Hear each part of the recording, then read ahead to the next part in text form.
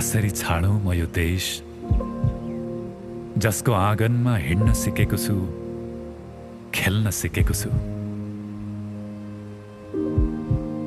जसको हरेक भित्ता बाल्यकालका सम्झनाले कोरेको छु।